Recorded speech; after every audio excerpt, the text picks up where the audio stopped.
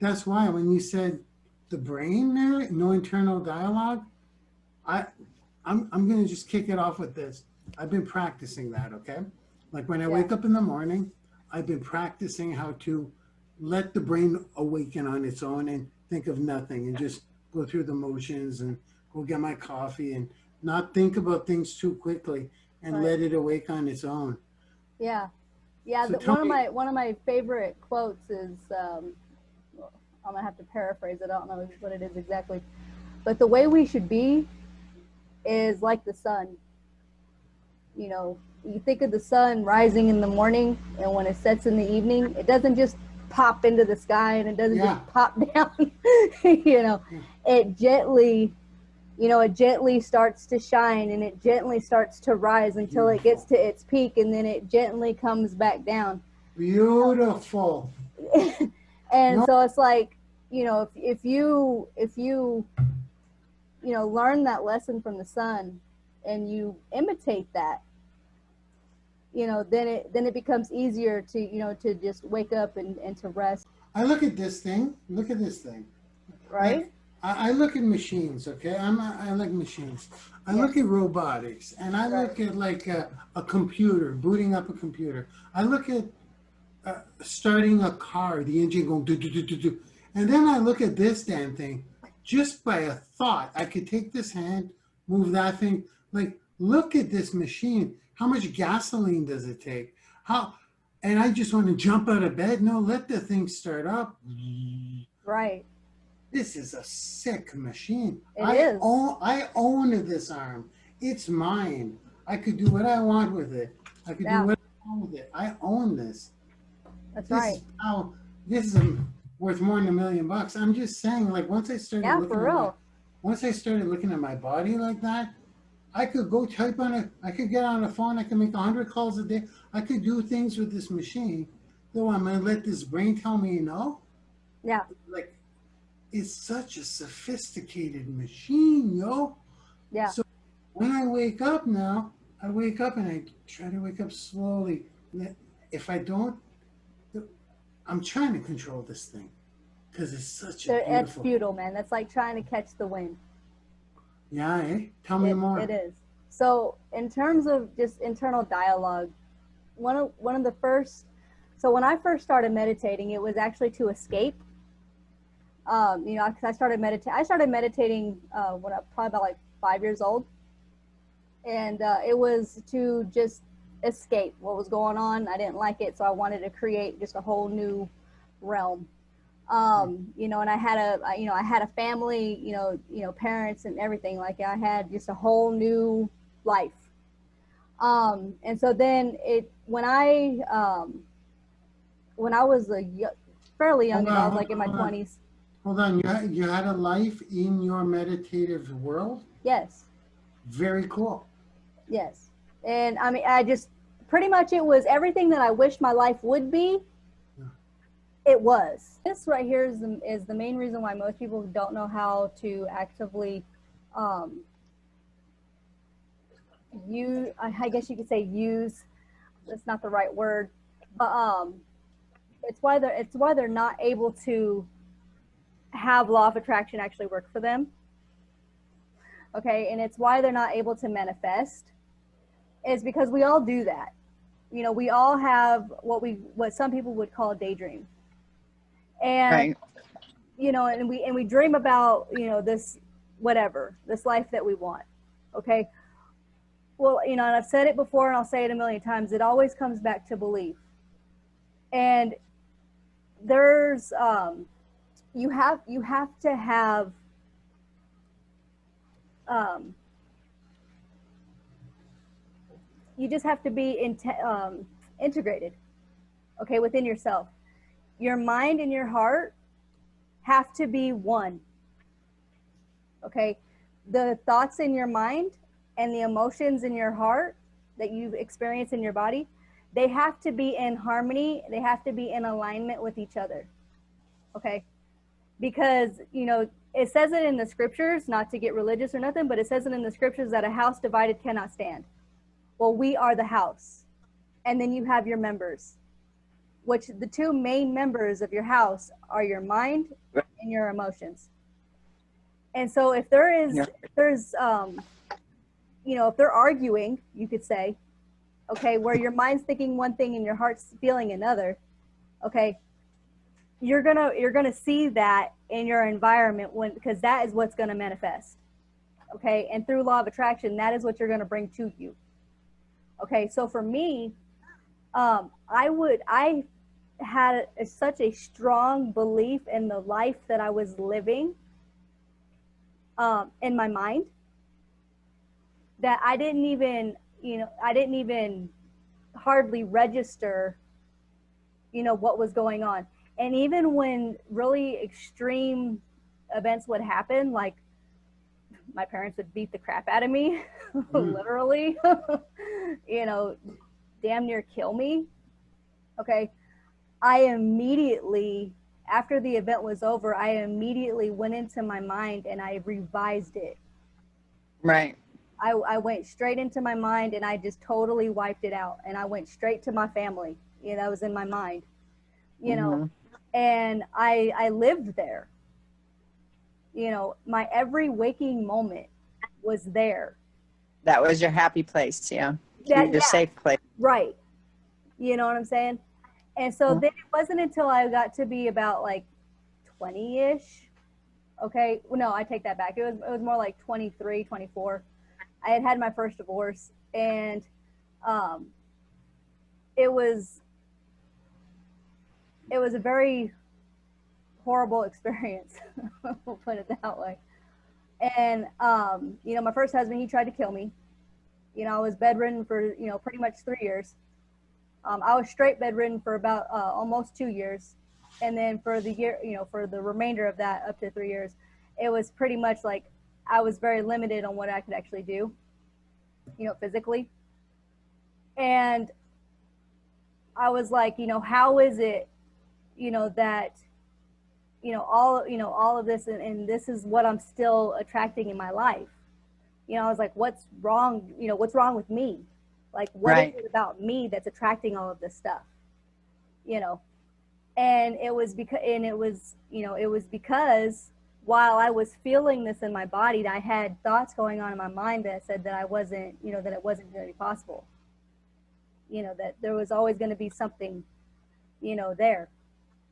And so that was when, I began meditating in a way that was not just escaping, because I've always been what you could refer to as an escapist, and so it's like I got a bunch of different things, but the whole time I was just trying to escape my current reality. And so at that point I was like, no, I need to like sit and I need to like just really focus on my reality and confront it.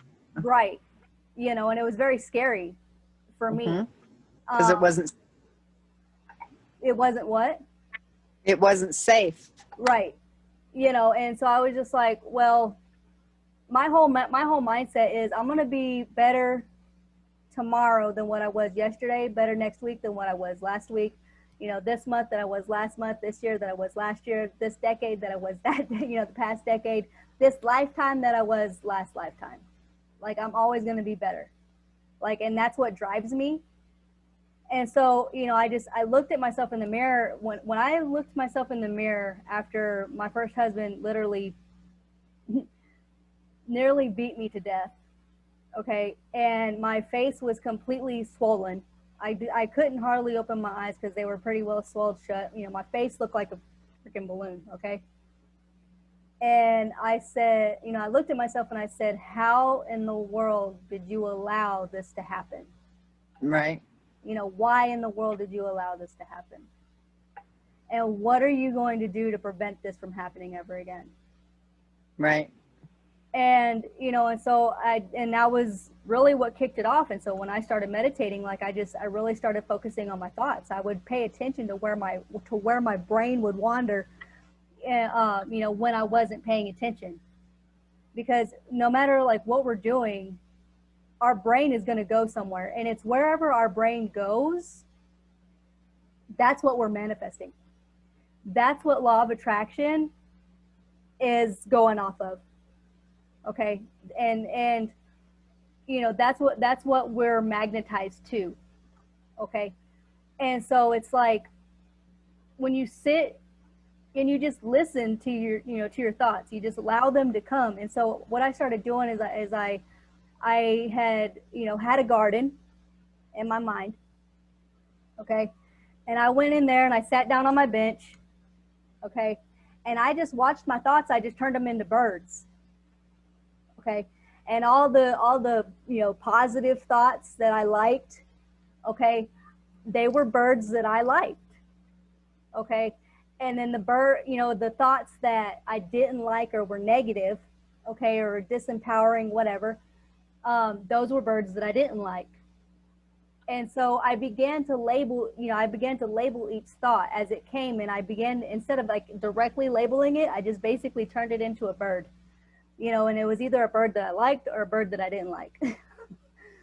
And so eventually all of my thoughts were birds. And I was just sitting in my garden. I would just watch them fly in and out, in and out, in and out, in and out, like this. Okay.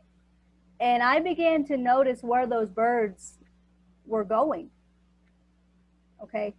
And when I noticed a bird that I didn't like and it started like making a nest and things like this, like I would go and I'd shoo that bird off. And I'd take that nest and I'd take it down and I wouldn't let them nest. And I just started, you know, I started being like, okay, well, what's it going to take for me to actually bring in more of these birds? Because you don't just get one thought. You get one thought and it brings in a cousin who brings in 7 more cousins, who brings in 21 more cousins, who brings in 100 more cousins, okay, on and on like this. Okay, it's never just one thought. And so I was like, so, you know, what can I do in my garden, my mind? What can I do in my garden that is going to make it a place where more of these birds are going to come in and they want to stay? You know, and so I started planting different, you know, different plants, okay, that the birds that I did like, that I noticed that they were going to. And so, you know, I started planting, you know, different trees and I started planting different flowers and I started planting, you know, all this different stuff. Okay. And it wasn't until I started like actually noticing it. And then it became, okay, well, that's nice. You know, so the thought would come in, and even if they were a positive thought or whatever, it would come in and I would just enjoy it and I would entertain it while it was there. And then as soon as it would leave, I would just let it go. I wouldn't try to hold on to it. A lot of the times when we think, we don't know how to actually stop thinking because we're so attached, you know, to the thought process that we literally, it's like a drug, you know, and we don't know how to stop. And, you know, and so it's like just letting that go. You know, when the thought comes, you say, okay, that's nice. And then you just let it go. You know, and even if it's a bad, you know, or negative thought that comes in, and I'm just like, that's interesting. And I just let it go. You know, I was like, what's the next one? You know, and so it'll come and it'll, you know, whatever. And I'm like, well, that's interesting. And I don't, like, now I'm at a place where it's like, I don't judge, you know, if it's a positive or negative thought. If it comes, you know, sometimes they'll make me laugh or whatever, you know, I'll just be like, okay, that's cool. And if I want to follow a thought, you know, then I will. I'll follow it for, you know, however long I want to follow it for. And then I'll stop, you know, and then I just let it go. And then it became, you know, how long can I actually sit here before I have a thought? You know, and so I basically, you could say I began timing myself, you know, and I started out with, you know, just a few seconds. You know, I'd get up in the morning and say, okay, you know, mine is this one right here, but, you know, how long can I be awake for before I have my first thought? And so I would wake up in the morning and I would go as long as I could without having my first thought. And then as soon as I had my first thought, I'd be like, okay. And I wouldn't try again. It was done. From that moment, it was done. Okay, so the next day I would do it again. You know, so if day one, you know, I had like 30 seconds, a minute, you know what I'm saying? And so I was like, okay, well, day 2, you know, let's see if we can go for 35 seconds, or let's see if we can go for, 65 seconds or whatever. Okay. And then it just kept going, like every single day. I just kept building on that. And when I would meditate, it was never, okay, let's just silence the mind. You know, that's a result of meditation. It's not what you should go for, because you're never going to directly stop your thoughts. Okay, it's not possible. You're thinking on average, like 100,000 thoughts a day. Okay, to 700,000 thoughts a day is what the average person thinks. There's no way. That's like getting in front of a freight train and saying, I'm gonna stop this freight train. Okay, No, that you're gonna be a part of that freight train. Okay.